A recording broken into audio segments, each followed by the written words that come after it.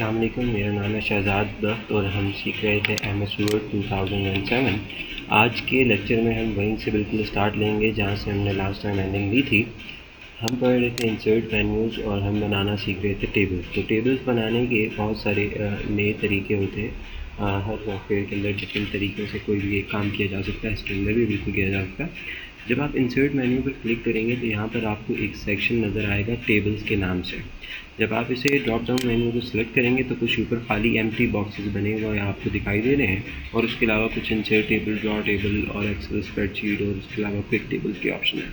सबसे पहले अगर मैं क्विक टेबल पे क्लिक करता हूँ तो इसमें मुझे कुछ रैंडम बने हुए ऑलरेडी जो सिस्टम के अंदर सेव हैं टेबल दिखाई देते हैं, जिस तरह कैलेंडर है, कैलेंडर 2, 3, 4, या कोई डबल टेबल बनाना चाह रहा हूँ मैं उसके नाम से, मैट्रिक्स है, या कोई मैं टेबल की लिस्ट बनाना चाह रहा हूँ और कुछ सब हेडिंग्स वाले टेबल हैं तो देना चाह रहा हूँ, यानी कि कुछ सिस्टम के डिफ़ॉल्ट बने हैं। लेट्स सपोज मैं इसे चूज़ कर लेता हूँ तो ये टेबल मेरे पास बना हुआ आ गया। और अगर मैंने इसमें अपने डेटा को इंसर्ट करना है तो मैं इसको अपने हिसाब से जो है वो एडिट कर लूँगा, नेम ऑफ इंस्टीट्यूट।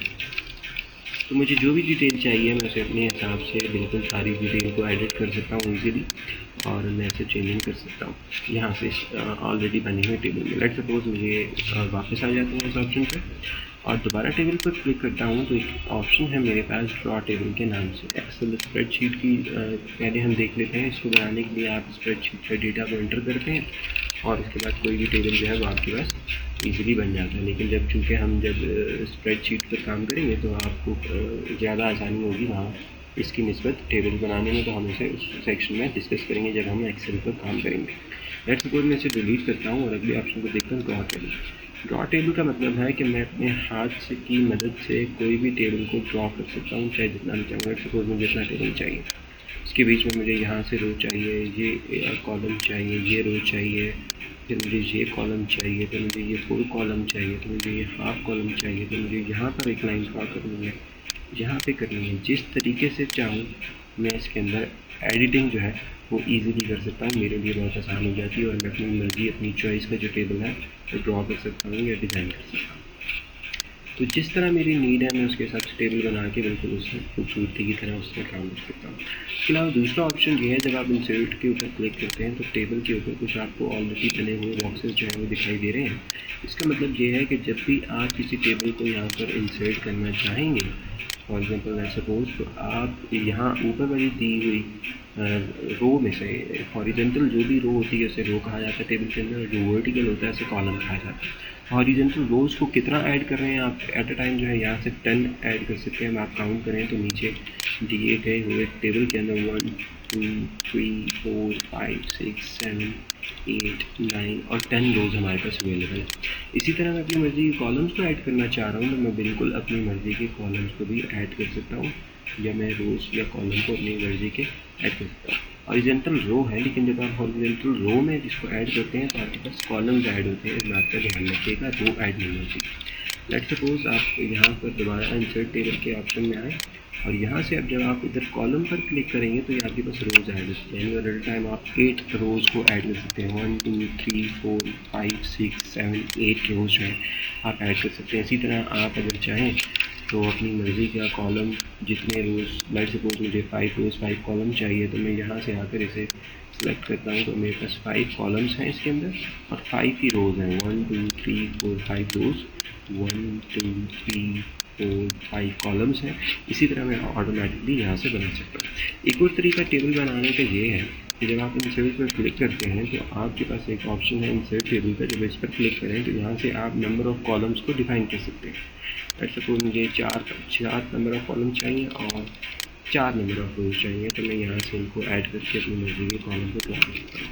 दोबारा जब आप इंसर्ट मेन्यू के ऊपर क्लिक करते हैं तो यहाँ पर जो इंसर्ट टेबल का ऑप्शन है इसमें वापस जाएँ और देखें कि यहाँ नीचे एडजस्ट फिट टू कंटेंट है। जब आप इस पर क्लिक करके कोई भी टेबल बनाएंगे, लेट्स सपोज 3 या 4 या 3 मुझे चाहिए, या ऑटो फिट टू विंडो करेंगे तो आपका टेबल जो है वो विंडो पे आ जाएगा। फिक्स कॉलम विड्थ कर दें तो वो फिक्स कॉलम की जो विड्थ है वो फिक्स हो जाएगी। इस वक्त ऑटो ही है तो अपनी हिसाब से फिक्स करेगा। लेकिन अगर लेट्स सपोज आप चाह रहे हैं नंबर और ऑटो फिट टू कॉन्फिग करें तो आपके पास जो है वो टेबल बिल्कुल एक छोटा सा बना है, लेकिन जैसे ही मैं कुछ टाइप करता हूँ तो कॉलम जो है उस हिसाब से बनाता जाता है। जैसे मैं टेक्स्ट को टाइप कर रहा हूँ उसी हिसाब से मेरा कॉलम्स के जो इजाफा है उसके अंदर होता जाता है। ये उसके लिए काम करता है। ऐसे को हमने बना लिया। अब अगर मैं इसी को टेबल को बनाने से पहले यहाँ पर एक ऑप्शन को चूज़ कर लूँ और इंसर्ट टेबल के अंदर जाऊँ। इंसर्ट टेबल पे क्लिक करने के बाद यहाँ से कॉलम विड्थ जो है वो मैं इतनी 2 सेंटीमीटर लेट सपोज रखने के बाद कोई भी मैं 3-4 कॉलम बना लेता हूँ। और जब मैं यहाँ पर क्लिक करता हूँ, अब जो कॉलम की विड्थ है ये सब में स्टैंडर्ड है और बाय डिफ़ॉल्ट है। जब मैंने इसे फिट टू विंडो किया था तो आपने देखा कि कॉलम जो है यहाँ से यहाँ तक जो है वो ऑलरेडी ऐड हो जाता फिट टू विंडो। जबकि मैंने अपनी मर्जी कॉलम की विड्थ डिफाइन कर दी, तो जितना टेबल है उतना ही काम करेगा, बाकी चीज़ें इधर उधर की मुझे शो नहीं होंगी। इसी तरह मैं इसको अगर पकड़ के चाहूँ मैं इसे सेंटर में भी लेकर सकता हूँ। पैराग्राफ इस तरह बन गया। अब ध्यान में रखने की बात यह है कि जब आप टेबल को इंसर्ट करते हैं तो आपके पास एक 2 न्यू जो टैब हैं वो यहाँ के ओपन हो जाते हैं। एक तो यहाँ से लेआउट का, दूसरा डिज़ाइन का टैब। लेट सपोज जब डिज़ाइन के टैब के ऊपर हम आते हैं तो यहाँ पर एक हेडर रो है, एक फर्स्ट कॉलम है, टोटल रो है, ये टेबल स्टैंड के ऑप्शन है। मैं यहाँ पर कुछ फिलिंग कर देता हूँ।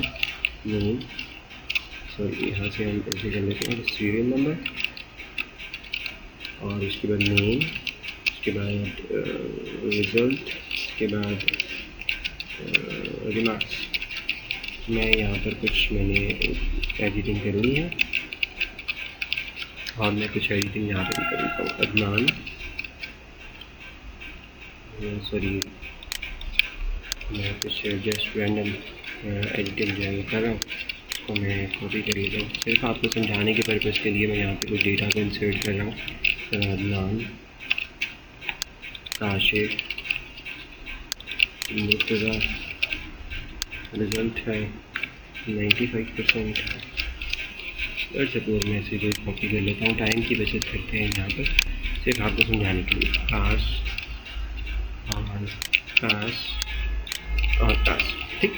अब हुआ ये है कि जब मैं यहाँ से हेडर रो और इस टेबल के सेलेक्ट कर रहा हूँ फर्स्ट और हेडर रो को ऐड करता हूँ तो मेरे पास कुछ ज़्यादा जो है वो चेंजिंग नहीं आती। फर्स्ट कॉलम है तो भी चेंजिंग नहीं आती, टोटल रो है तो भी चेंजिंग नहीं आती, क्योंकि इस टाइम पे कोई स्टाइल जो है वो सिलेक्ट नहीं हुआ टेबल के ऊपर।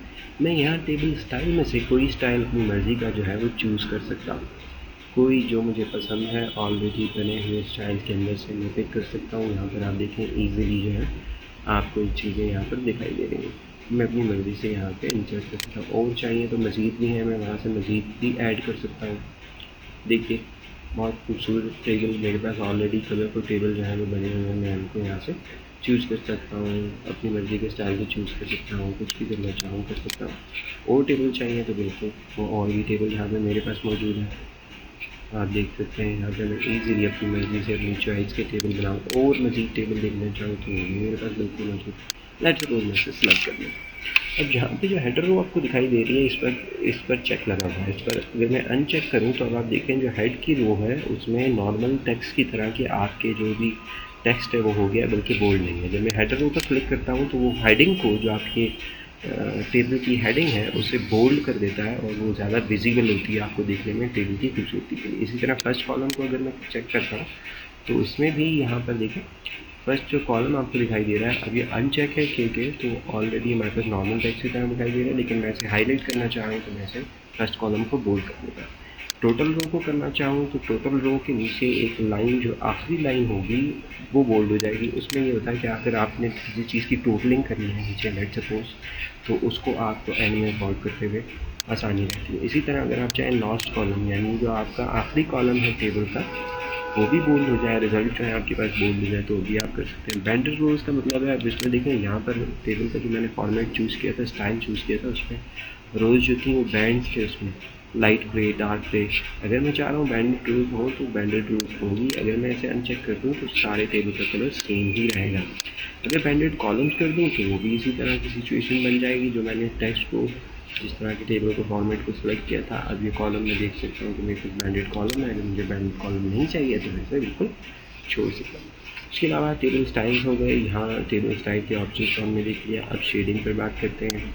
शेडिंग पे आप अपने किसी भी टेबल को कोई भी शेड दे सकते हैं। इवन उसके एक रो एक कॉलम को भी अपनी मर्ज़ी का शेड दे सकते हैं जैसे उस कॉलम के अंदर जाएँ। लेकिन लेट्स सपोज मुझे सारे टेबल के अंदर शेडिंग करनी है तो मैं इसे पहली रो के अंदर जाता हूँ, सारे कॉलम को स्लो अंदर से सेलेक्ट कर लेता हूँ, सेलेक्ट करने के बाद मैं यहाँ से उसके दरम्यान में कोई भी अपनी चॉइस का शेड जो है, कलर जो है वो दे सकता हूँ। स्टैंडर्ड कलर को चूज़ कर सकता हूँ। कोई कलर नहीं देना चाहता, नो कलर कर देता हूँ। या मोर ऑप्शंस के अंदर जाके अपनी मर्ज़ी से कोई कलर, स्टैंडर्ड कलर भी पिक कर सकता हूँ, या मैं यहाँ से कस्टम कलर में जाके अपनी मर्ज़ी का कोई कलर जो है वो बना के इसके अंदर एडिटिंग जो है कर सकता हूँ। क्योंकि मैंने कलर सबका एक ही सिलेक्ट कर दिया तो मेरे पास ब्रांड जो है वो आ ही नहीं रही।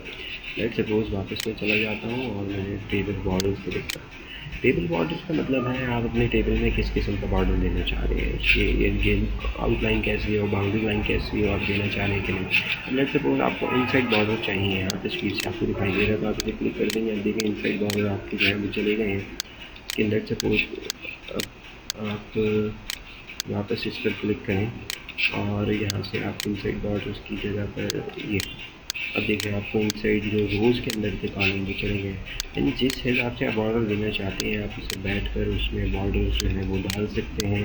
आउटसाइड बॉर्डर देना चाह रहे हैं फिर भी दे सकते हैं। अगर आप चाह रहे हैं कि आपके डॉक्यूमेंट के अंदर बॉटम बॉर्डर ना हो तो आप बॉटम बॉर्डर को भी हटा सकते हैं। उसके लिए आपको किसी रो को सिलेक्ट करना है, बॉटम बॉर्डर पर क्लिक करना है और नीचे के बॉर्डर जो है वो आपको दिखाई नहीं देगा। इसी तरह आप चाह रहे हैं किसी रो का ऊपर का बॉर्डर ना दिखाई दे तो उस रो पर क्लिक करें और बॉर्डर्स के ऑप्शन में चले जाएं और टॉप के बॉर्डर को हटा लें तो आप देखें ऊपर का बॉर्डर नहीं दिखाई दे रहा।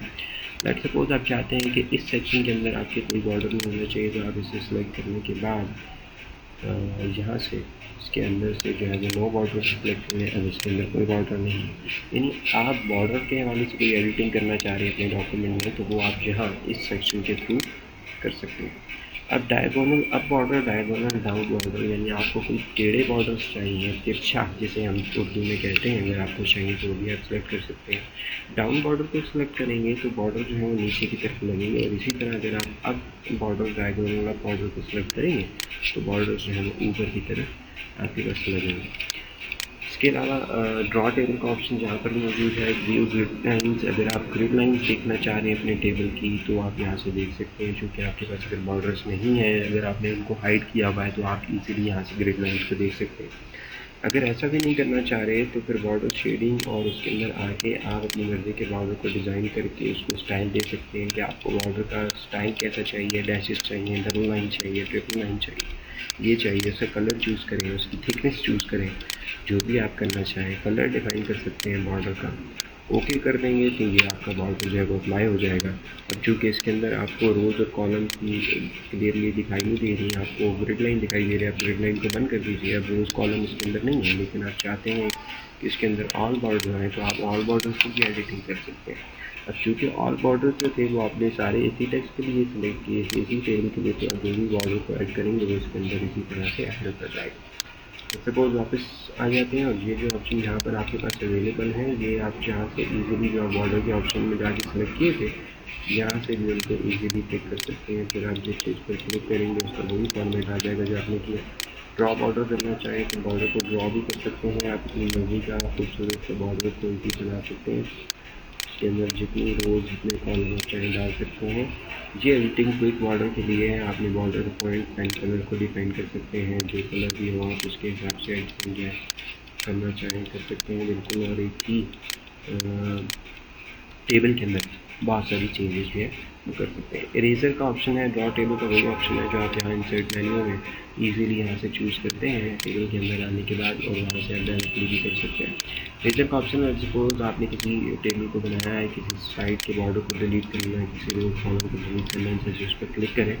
सपोज आपने बनाया हुआ पूरे टेबल को अगर डिलीट करना है तो यहाँ से क्लिक करके आप इसे सिलेक्ट करने के बाद कोशिश याद ये रखेंगे कि जब भी आपने किसी बॉर्डर किसी टेबल को डिलीट करना है तो ये जो लाइनें हैं जो उसको इंटरसेक्ट करती हैं तभी वो टेबल आपका सेलेक्ट होगा।